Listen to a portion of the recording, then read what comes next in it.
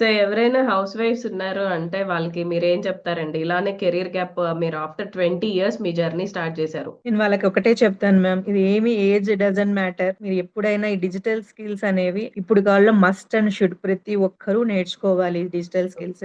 That హ్మ్. Our our academies Karvy digital academy మొత్తం complete గా తెలుగు స్టెప్ బై స్టెప్ హ్మ్. అనాలిసిస్.